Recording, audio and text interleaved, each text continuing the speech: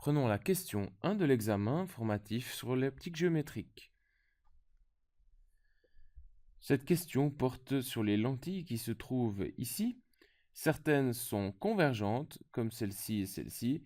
Certaines sont divergentes, comme celle-ci et celle-ci.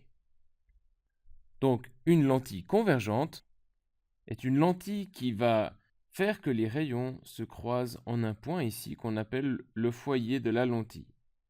Ici, on aura le foyer image. Donc, ceci est une lentille convergente parce que les rayons convergent. Et voici une lentille divergente. On dit qu'elle est divergente parce que les rayons divergent, c'est-à-dire qu'ils s'écartent. On peut expliquer la convergence ou la divergence d'une lentille par la forme de la lentille. En effet, les lentilles qui sont convexes, c'est-à-dire bombées vers l'extérieur, minces au bord, épaisses au milieu, sont des lentilles convergentes.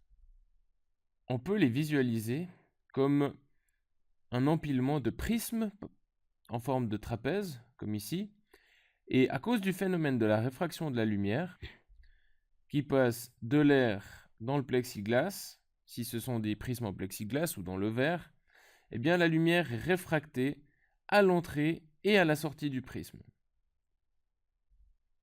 De ce fait, plus la lentille est épaisse, par exemple ici on a une lentille épaisse, plus la focale sera courte, la focale étant donc la distance qui sépare le centre optique de la lentille du foyer image où vont se croiser les rayons qui sont entrés parallèlement dans la lentille. On peut observer ce phénomène sur ces deux lentilles. Je appellerai ceci la lentille 1 et ceci la lentille 2. Vous voyez que la lentille 1 est plus épaisse et que la focale est plus courte. Donc ici, la focale, c'est cette distance-là qui sépare le foyer, enfin jusque là en fait, c'est cette distance qui sépare le centre optique de la lentille du foyer image. Et pour cette lentille-là qui est plus petite, c'est-à-dire plus mince, le foyer se trouve par là, le centre optique ici, et donc la focale est plus longue. Alors avec ces connaissances, on peut déjà répondre à certaines questions, notamment celle-ci, donc la lentille D, est-ce qu'elle est divergente? Oui, ceci est une lentille divergente. Bien sûr, elle est divergente. La focale de la lentille A est supérieure à celle de la lentille C, donc je réponds à cette question-là. Donc la lentille A, est-ce qu'elle a une focale supérieure? Alors, elle est plus épaisse que celle-ci. Sa focale est donc moindre. C'est ce que nous venons de voir ici. La focale d'une lentille épaisse, eh bien, a une focale plus petite que la lentille fine. Ceci est donc faux. Essayons de répondre à la première question. La lentille C peut produire des images réelles et des images virtuelles.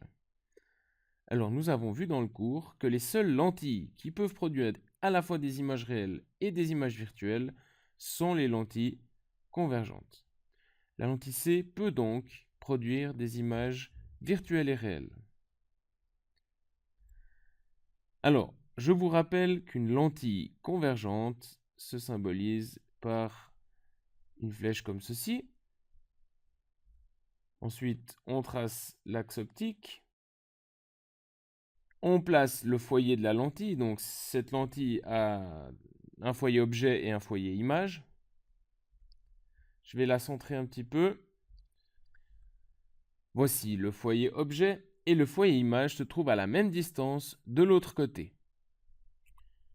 À savoir, ici, ça c'est donc le foyer image f', et nous avons le centre optique de la lentille ici.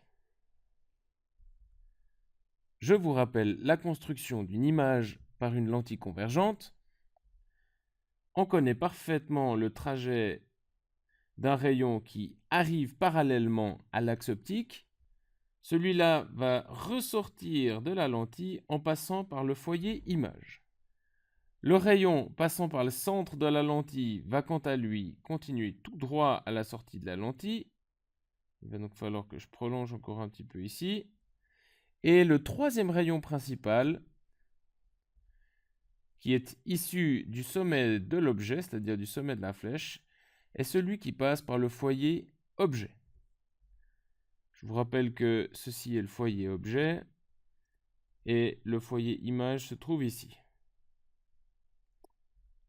Alors, on rappelle que le rayon qui est focal à l'entrée de la lentille sera parallèle à la sortie de la lentille, comme ceci, et l'image de notre objet va se produire ici. C'est donc ici qu'il faut mettre un écran pour que l'image soit nette. Et ceci est donc une image réelle. Une image virtuelle se produirait si l'on déplaçait l'objet, c'est-à-dire la flèche, entre le foyer et la lentille. Cette fois-ci, les rayons principaux seraient les suivants.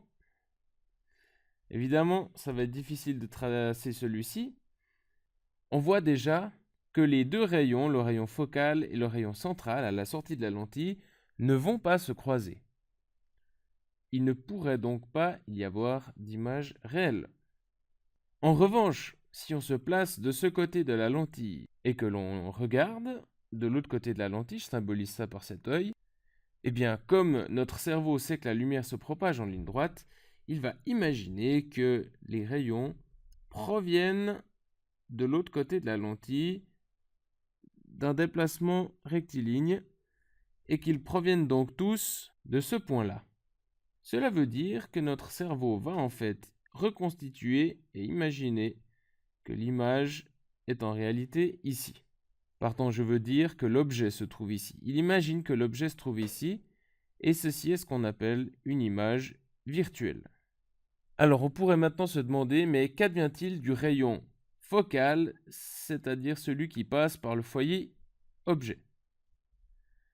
Eh bien, en réalité, il s'agirait de ce rayon-là, et ce rayon étant focal à l'entrée de la lentille, en supposant que la lentille est assez grande et vienne jusque-là, eh bien, ce rayon serait parallèle à la sortie de la lentille et semblerait donc provenir également du sommet de la flèche. Tout concorde donc pour dire que tous les rayons proviennent du sommet de la flèche, ce qui permet dans le cerveau de la personne de reconstituer l'image ici. C'est donc l'effet loupe. Lorsque vous utilisez une loupe, vous observez une image virtuelle à travers la loupe, et c'est pour ça que vous voyez l'image agrandie. Donc, en résumé, les lentilles A et C peuvent produire des images réelles et virtuelles. Les lentilles D et B ne peuvent produire que des images virtuelles parce qu'elles sont divergentes. Répondons pour terminer encore à la dernière question. Le foyer objet de la lentille B se trouve du même côté de la lentille que l'objet observé.